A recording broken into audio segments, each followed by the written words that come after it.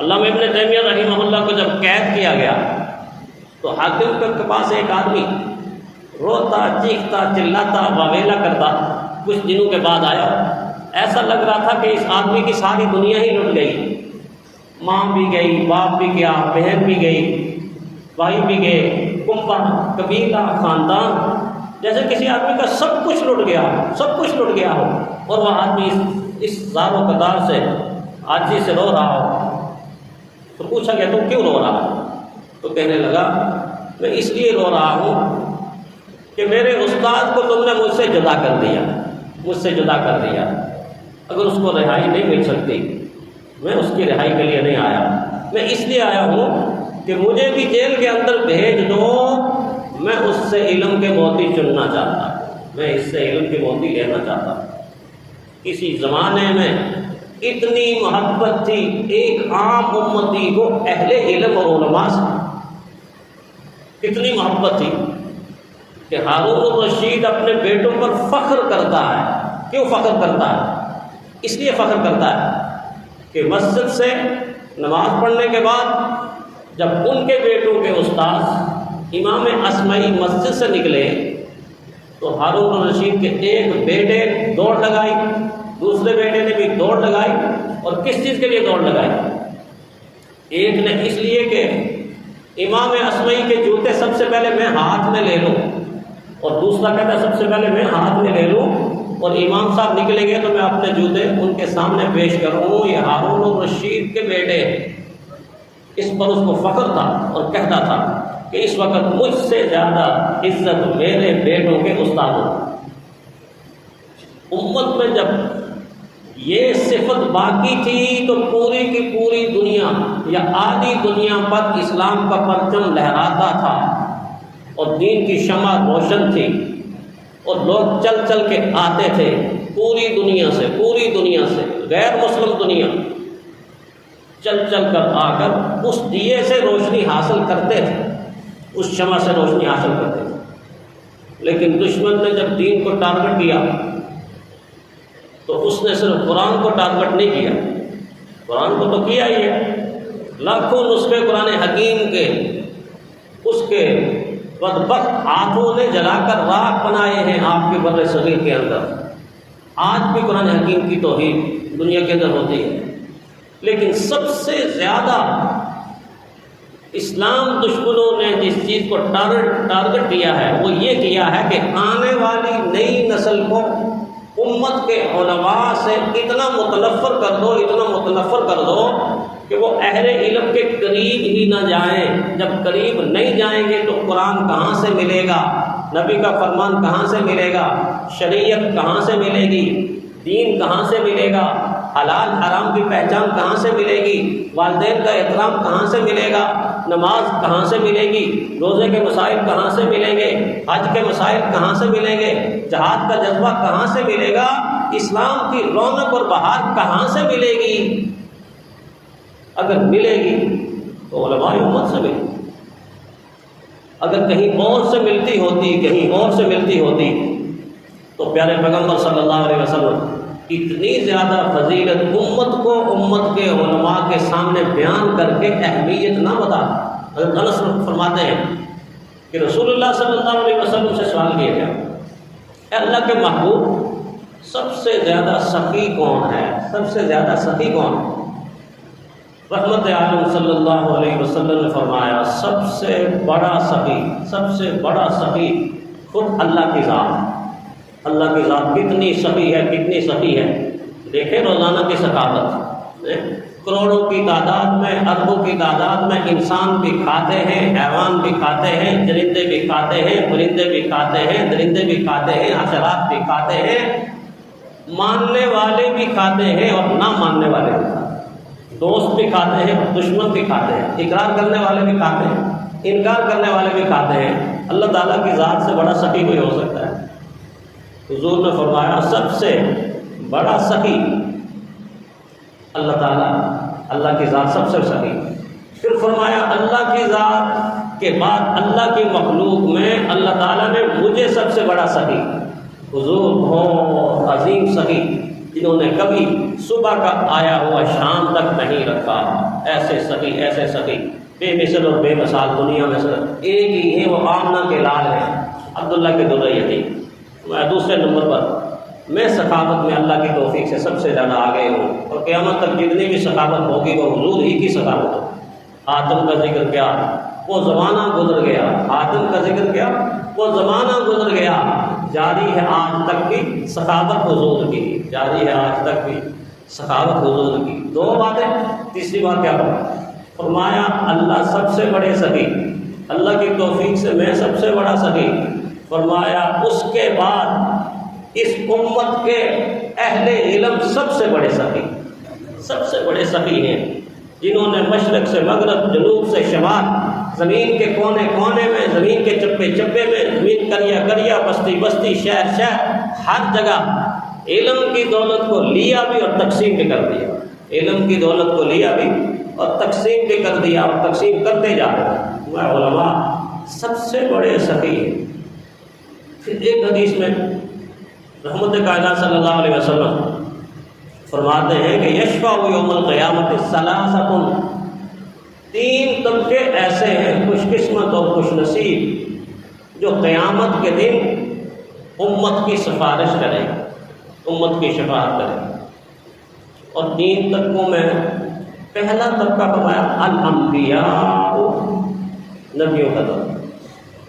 اللہ کے پیغمبر، اللہ کے نبی، اللہ کے رسول۔ فرمایا ثم العلماء، آپ دیکھیں ذرا غور کریں، رک کے دیکھیں، انبیاء کے ساتھ ایسے جوڑا ہے اہل علم، ثم العلماء، پھر علماء، امت کے علماء قیامت کے دن سفارش کریں، شفاعت کریں۔ ثم الشہداء، تیسرا طبقہ فرمایا شہداء قیامت کے دن امت کی سفارش کریں۔ اہل علم لکھتے ہیں کہ عجیب بات ہے، شہید کی تو بہت بڑی قربانی ہے، شہید اپنی ہتھیلی پر جان رکھ کے نکلتا، اللہ کی راہ میں قربانی دے دیتا، خون کے قطرے بہا دیتا ہے، اس کو تیسرے نمبر پہ فرمایا، ہاں تیسرے نمبر پر اس لیے رکھا کہ شہید ایک ہی مرتبہ قربانی دے کے اللہ کے ہاں پہنچ جاتا ہے، جنت میں پہنچ جاتا ہے، جبکہ اس امت کا عالم قدم قدم پر قربانی دیتا ہے، نظر نظر پر قربانی دیتا ہے، صبح و شام قربانی دیتا ہے، جب اس پر الزام لگتے ہیں، بہتان لگتے ہیں، تانے دیتے ہیں، لوگ گالیاں دیتے ہیں، لوگ طرح طرح کی باتیں کہتے ہیں، تو ہر دن کی قربانی، ہر رات کی قربانی، ہر صبح کی قربانی، ہر شام کی قربانی، اس پہ تو حکم کرنا لوگ فرض سمجھتے ہیں اپنا، اور ایسے ایسے ایسے نازیبا جملے لوگ استعمال کرتے ہیں، جب اس طرح کی باتوں کو یہ برداشت بھی کرتا ہے اور پیچھے ہٹ کر دیکھتا ہے مکہ کی وادیوں کو کہ میرے پیغمبر صلی اللہ علیہ وسلم کے ساتھ بھی تو ایسا ہی ہوا تھا، حضور کے ساتھ بھی تو ایسا ہی ہوا تھا، تو جب یہ صبر کرتا ہے تو اس کی ساری زندگی کی قربانی، اس لیے اس کی قربانی کو انبیاء کے ساتھ جوڑا گیا اور شہداء کو تیسرا نمبر دیا گیا، تیسرا نمبر دیا گیا۔ اور پھر فرمایا کہ کیسے سفارش کیسے ہوگی، خود حضور نے فرمایا، حضور نے فرمایا سفارش ایسے ہوگی، ابن عباس رضی اللہ تعالیٰ عنہ اس حدیث کو روایت کرتے ہیں، فرمایا جب امت کی عبادت کرنے والے اور امت کے علماء جنت کے دروازوں تک پہنچ جائیں گے تو جنت کے دروازوں پر پہنچتے ہی اللہ تعالیٰ کی طرف سے فرشتوں کے ذریعے سے مرحبا کہا جائے، ویلکم کہا جائے، خوش آمدید کہا جائے، سلام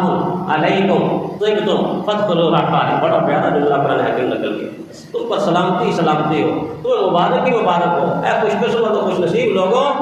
فادخلوها خالدین، اس ہمیشہ ہمیشہ کی جنت میں داخل ہو جاؤ۔ فرمایا یہ عابدین کے لیے حکم ہوگا، لیکن علماء کو وہاں پر بریک لگ جائے گی، روک دیا جائے گا، اور روکنے کے بعد کہا جائے گا تم تنہا جنت میں نہیں جاؤ گے، تم اکیلے جنت میں نہیں جاؤ گے، امت کا ہر عالم جو حق پر قائم رہا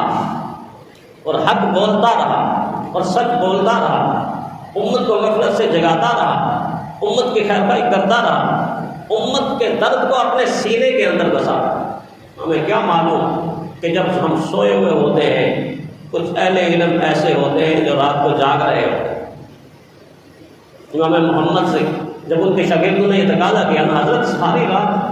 کیوں جاگتے ہیں، ساری رات نہ جاگا کریں، تو فرمایا کہ اس لیے جاگتا ہوں کہ امت ہم پہ اعتماد کر کے سوئی ہوئی ہے،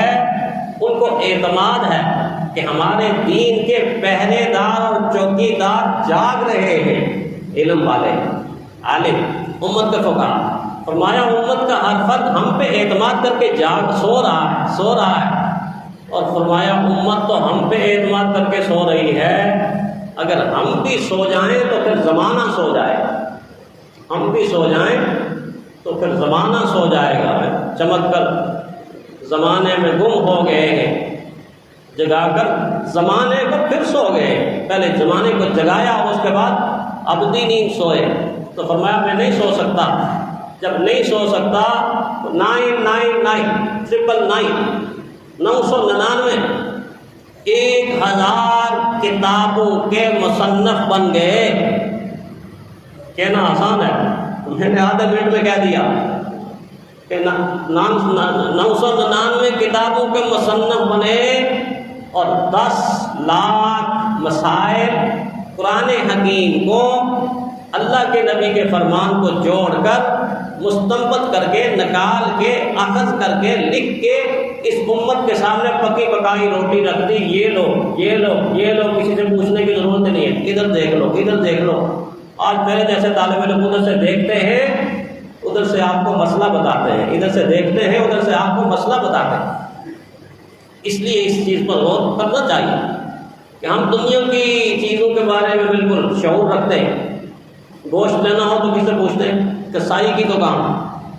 حجامت بنانی ہو تو کس سے پوچھتے ہیں؟ نائی کی دکان۔ دودھ لینا ہو تو گوالے کی دکان۔ دوائی لینی ہو تو میڈیکل اسٹور۔ بیمار ہو جائیں، آنکھ میں درد ہو آئی اسپیشلسٹ، دل میں ہارٹ اسپیشلسٹ، دماغ میں درد ہو دماغ کا اسپیشلسٹ۔ دنیا کے جس شعبے سے ہمیں ضرورت پڑتی ہے ہم اس شعبے کی طرف بھاگ جاتے ہیں۔ اگر دین کی ضرورت پڑے گی تو امت کے علماء کے قدموں میں آنا پڑے گا، کہیں اور سے نہیں ملے گا۔ کھرا سودا سچا سودا نہیں ملے گا، کھرا اور سچا سودا نہیں ملے گا، جہاں سے بھی ملے گا ملاوٹ والا کام ہو جائے گا۔ تو اس اعتبار سے جب تک امت علماء کے ساتھ وابستہ رہی، امت کا عروج اور دین کا عروج اور دین پھیلتا۔ ٹارگٹ امت کے علماء کو کیا گیا کئی طریقوں سے، جعلی علماء کو پیدا کر کے ان کے جھوٹے اور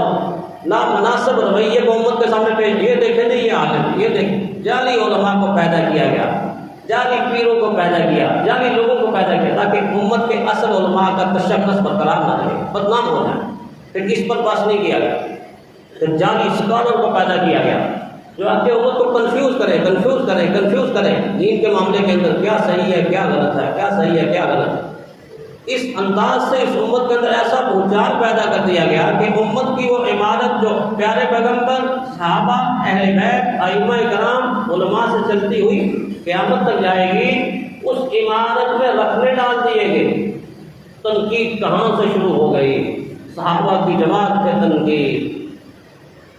اور تابعین کی جماعت پہ تنقید، ائمہ مجتہدین کی جماعت پہ تنقید، صوفیہ کرام کی جماعت پہ تنقید، امت کے علماء پہ تنقید، کرتے کرتے کرتے اس امت کو وہ عمارت ایسی نظر آتی ہے کہ جیسے یہ عمارت ہے ہی نہیں، پوری عمارت کو ڈیمیج کر دی۔ آج دیکھ لیجیے ڈاکٹر ذاکر نائک، کتنی اللہ جل شانہ نے اس کو ایک شعبے کے اندر صلاحیت دی کہ اس نے پوری کی پوری دنیا کفر کو ایسے سامنے رکھا، اور اپنے استاد احمد دیدار کے کردار کو پوری دنیا میں زندہ کر کے بتایا۔ آؤ مجھ سے پوچھو عیسائیت کیا ہے، آؤ مجھ سے پوچھو یہودیت کیا ہے، آؤ مجھ سے پوچھو ہندوازم کیا ہے، آؤ مجھ سے پوچھو سکھزم کیا ہے، آؤ مجھ سے پوچھو پارسیزم کیا ہے، آؤ مجھ سے پوچھو بت پرستی کیا ہے، اور آؤ میں تمہیں بتاؤں اسلام کیا ہے۔ کتنی شان اللہ نے اس کو عطا کی، لیکن یہ امت اس کو بھی معاف نہیں کرے، اس کے کام کے اندر بھی کیڑے نکالیں گے۔ اللہ تعالیٰ اس نامناسب رویے سے ہمیں باز رہنے کی توفیق عطا فرمائے، اور ہر اہل علم کے ساتھ محبت کرنے کی توفیق عطا فرمائے۔